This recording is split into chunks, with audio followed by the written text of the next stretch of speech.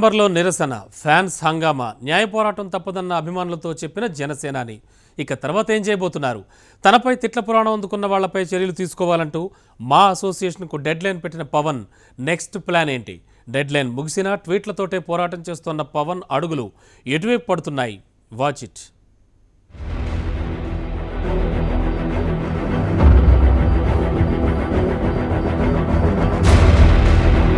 దారి మళ్లిన తుఫాన్ ఎటు వెళ్లి ఎక్కడ తీరం దాటుతుందో తెలియదు.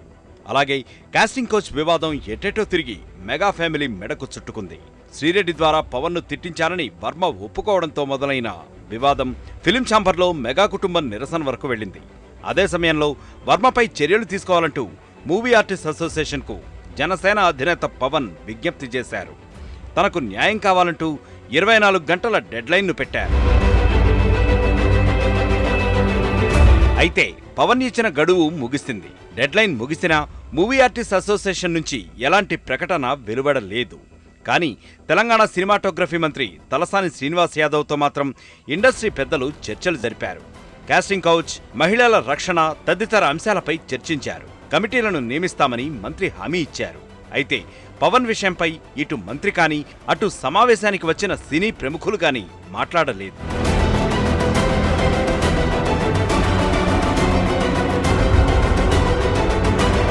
పవన్ ఫ్యాన్స్తో రహస్యంగా సమావేశమై న్యాయ పోరాటం తప్పదని చెప్పారు. ఎవరూ చట్టానికి అతీతులు కారన్న ఆయన వేరెవరో చేసిన దానికి తానెలా బాధ్యుడినంటూ ప్రశ్నించారు. నెలల తరబడి బూతులు తిడుతూ ఆఖరకు తన తల్లిని కూడా బజారుకు లాక్కొచ్చారంటూ ఆవేదన వ్యక్తం చేశారు పవన్ కళ్యాణ్. వాళ్లే ఒక 8 నెలల నుంచి నన్ను తిట్టి తిట్టి తిట్టి తిట్టి తిట్టి తిట్టి ఆఖరికి నా తల్లిని కూడా బజార్లోకి లాక్కొచ్చి నా తల్లిని కూడా మీరు తిట్టి ఇప్పుడు కూడా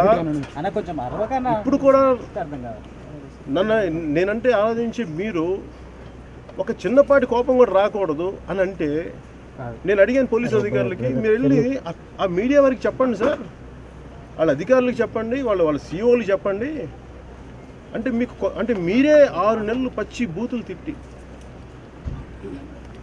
ఏమి ఇష్టం నోటికి ఏదొస్తుంది మాట్లాడేసి మీరు అందరినీ కోపం తెప్పించి మీరు నిగ్రహంతో ఉండాలంటే పెర్పెట్రేటర్స్ అంటే దీన్ని ప్రేరేపించే వాళ్ళు ఎవరు, నేనా వాళ్ళ? ఇదిలా కొనసాగుతుండగానే పవన్ మాత్రం ట్వీట్ల వర్షం కురిపిస్తున్నారు. సోషల్ మీడియా ద్వారానే తన ఐడియాలను షేర్ చేస్తున్నారు.